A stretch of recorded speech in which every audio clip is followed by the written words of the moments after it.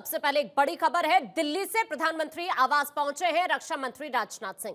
PM Modi के साथ रक्षा मंत्री राजनाथ सिंह की बड़ी बैठक, पहलगाम आतंकी हमले को लेकर यह बैठक बहुत अहम मानी जा रही है। आपको बता दें, रक्षा मंत्री राजनाथ सिंह जो कि प्रधानमंत्री नरेंद्र मोदी से मुलाकात करने के लिए पहुंचे हैं और ये मीटिंग अपने आप में बहुत अहम मीटिंग है। एक तरफ पहलगाम हमले को लेकर चूंकि देश ये जानना चाह रहा है कि भारत अब किस तरह से जवाब देने वाला है, लेकिन इस बीच प्रधानमंत्री आवास पहुंचे हैं रक्षा मंत्री राजनाथ सिंह। प्रधानमंत्री नरेंद्र मोदी के साथ उनकी फिलहाल चर्चा चल रही है। एक तरफ पहलगाम के अंदर जिस तरह से आतंकी हमला हुआ, कल भी आपने देखा कि किस तरह से रक्षा मंत्री राजनाथ सिंह से मिलने के लिए सीडीएस अनिल चौहान पहुंचते हैं। एक के बाद एक मीटिंग्स हो रही हैं और अब दूसरी तरफ खबर यह है कि प्रधानमंत्री नरेंद्र मोदी से मुलाकात करने के लिए रक्षा मंत्री पहुंचे। खबर इस तरह की भी है कि इस मीटिंग में एनएसए अजीत डोभाल भी हैं। हालांकि यहां पर अब किस तरह से पाकिस्तान को जवाब दिया जाए, इसको लेकर चर्चा होनी है। चूंकि सैन्य तैयारी किस तरह की है, पहलगाम आतंकी हमले के जवाब में इसी से जुड़े हुए मुद्दों को लेकर यहां पर बातचीत की जाएगी। इस तरह की खबरें हैं, लेकिन बातचीत के बाद ही ये क्लियर हो पाएगा कि आखिरकार यहां किन किन मुद्दों को लेकर चर्चा हुई। क्योंकि इससे पहले आपने देखा कि किस तरह से दिल्ली के अंदर ही रक्षा मंत्री राजनाथ सिंह के आवास पर सुरक्षा को लेकर मीटिंग हुई थी, जो कि 40 मिनट तक चली।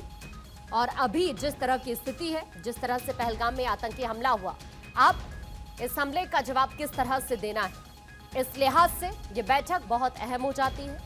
इस वक्त मीटिंग चल रही है, प्रधानमंत्री नरेंद्र मोदी के आवास पर रक्षा मंत्री राजनाथ सिंह मौजूद है और इस तरह की खबरें भी हैं कि एनएसए भी वहां पर पहुंचे हैं।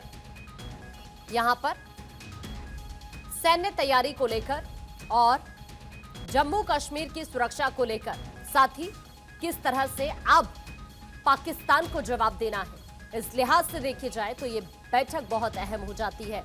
इससे पहले भी आपने देखा था कल ही कि सीडीएस जनरल अनिल चौहान के साथ रक्षा मंत्री राजनाथ सिंह की मुलाकात हुई थी और यहां पर भी पहलगाम आतंकी हमले के जवाब में सैन्य तैयारी से जुड़े मुद्दों को लेकर ही चर्चा की गई थी। और आज प्रधानमंत्री नरेंद्र मोदी से मिलने के लिए रक्षा मंत्री राजनाथ सिंह पहुंचे हैं पीएम आवास पर और यह भी बताया जा रहा है एनएसए भी यहां पर इस मीटिंग में शामिल है।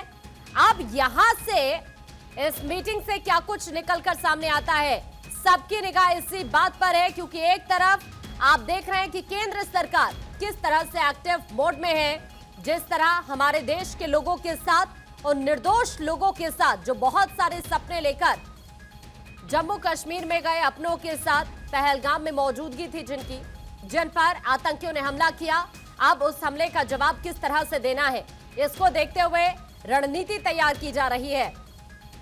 और इस वक्त हमारे सहयोगी गौरव हमारे साथ जुड़ रहे हैं ज्यादा जानकारी के लिए। गौरव, अभी फिलहाल मीटिंग को लेकर क्या अपडेट वहां पर और क्या हलचल आप देख पा रहे हैं?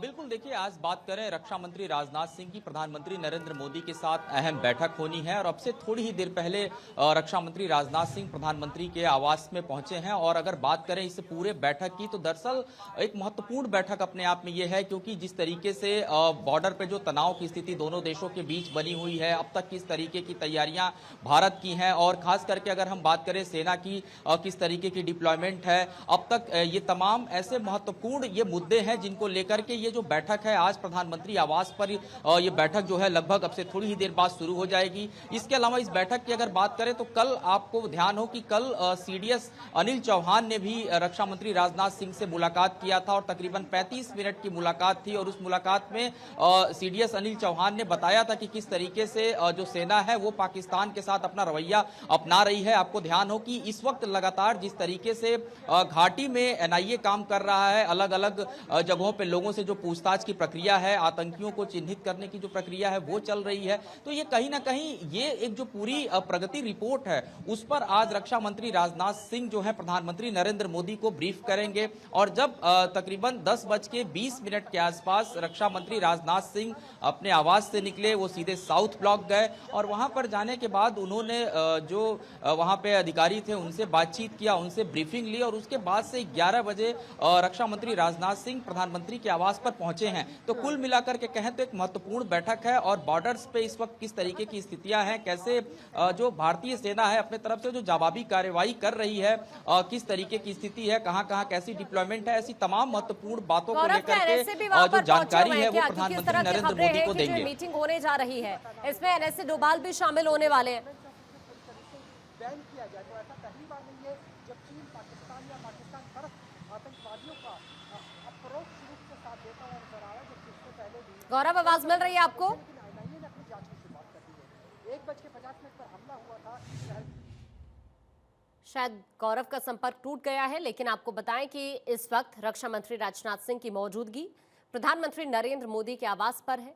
और आपको यह भी बता दें कि यहां पर ये जो बड़ी बैठक अब से कुछ ही क्षण में शुरू होने जा रही है, इसमें पहलगाम आतंकी हमले को लेकर जिस तरह से आतंकियों की तरफ से ये कायराना करतूत की गई, इसका जवाब अब किस तरह से देना है, उसको देखते हुए ये मीटिंग बहुत अहम मानी जा रही है। गौरव एक बार फिर से हमारे साथ जुड़ चुके हैं। गौरव, खबरें इस तरह की है कि एनएसए भी इस मीटिंग में शामिल होने जा रहे हैं। इस तरह की कोई हलचल वहां पर, क्या एनएसए पहुंचे हैं वहां पर इस मीटिंग में शामिल होने के लिए?